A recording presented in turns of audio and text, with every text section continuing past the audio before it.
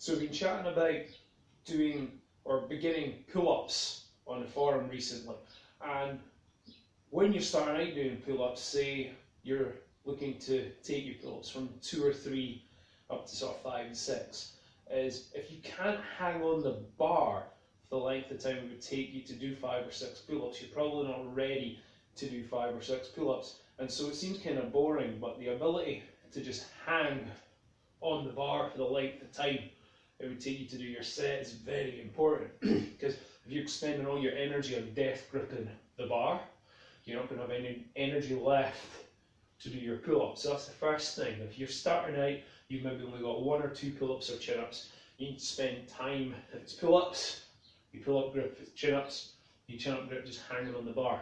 So another thing that people were asking about was engaging the lats, or sorry, engaging one side versus the other. So one of the things we tend to do when we're practicing our hang is you would do sort of like a passive hang. So if I do a passive hang for the height of this bar, I can actually have my feet on the floor, just there we go. And then if I do an active hang, I'm going to suck my shoulders into the socket. Yeah, so we call that packing the shoulders. So there's packed, unpacked. Yeah, I'm still holding the bar as tight as I was at the start, and my elbows aren't bending. The elbows are staying straight, and so that's packing and unpacking the shoulders. And if you're having trouble with one side of that, so some people were mentioning that, say when they're doing pull-ups or chin-ups, they feel one side dominating the movement. The first thing there is to check that you have the correct hand width. Yeah, so the correct hand width on a pull-up would normally be your arms are going to be vertical at the top of your pull.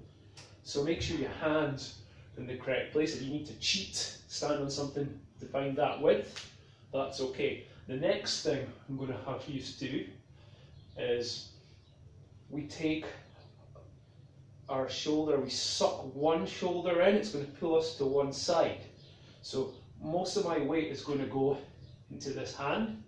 So I pull all my weight up into this side and then I pull myself over.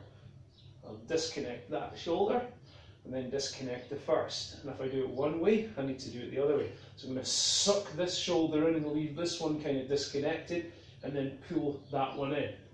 So what that looks like is I get tight, I suck that shoulder in, and then I suck the other one in. Yeah, and then I let it go and out. And what you can do is you can end up doing little circles. And the important thing to remember is if you go one way, you have to go the other way as well.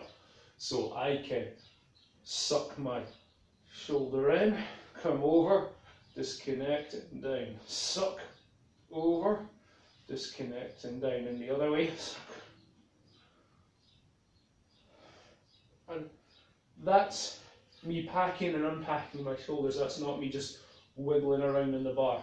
And what we find is, especially you're doing weighted pull-ups like the weight vest or a plate, that's a really good strategy to start your pull, is to really get a good grip. Suck one lat in, suck the other one in, and then do your pull-up. Okay, so hanging, packing, and then playing with that unilateral packing.